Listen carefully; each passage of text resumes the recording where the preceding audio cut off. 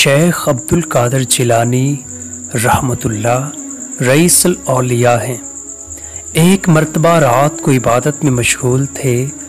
تہجد کا وقت تھا کہ ایک نور چمکا، جس سے یہ آواز آئی کہ اے عبدالقادر، تو نے میری عبادت کا حق ادا کر دیا، اب تو اس مقام پر پہنچ گیا کہ آج کے بعد تم پر ہماری طرف سے کوئی عبادت فرض نہیں، نماز، روزہ، حج سب معاف، ہم نے تمہیں جنتی بنا دیا۔ آپ رحمت اللہ نے سنتے ہی فوراً جواب دیا کہ دور ہو جا مردود، اس لیے کہ نماز حضور صلی اللہ علیہ وآلہ وسلم سے معاف نہیں ہوئی، صحابہ رضی اللہ عنہ سے معاف نہیں ہوئی، مجھ سے کیسے ہو سکتی ہے؟ یہ کہہ کر شیطان کو دور کر دیا۔ اس کے بعد دوسرا نور چمکا جو پہلے سے بڑا تھا، جس سے آواز آئی کہ اے عبدالقادر،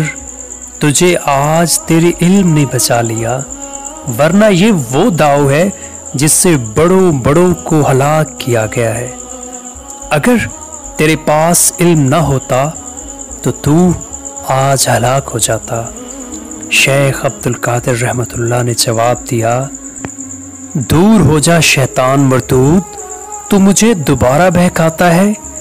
میرے علم نے مجھے نہیں بچایا بلکہ میرے اللہ نے مجھے بچا لیا۔ شیطان کا دوسری مرتبہ کا وار پہلے مرتبہ سے زیادہ سخت تھا کہ ان میں تکبر آئے گا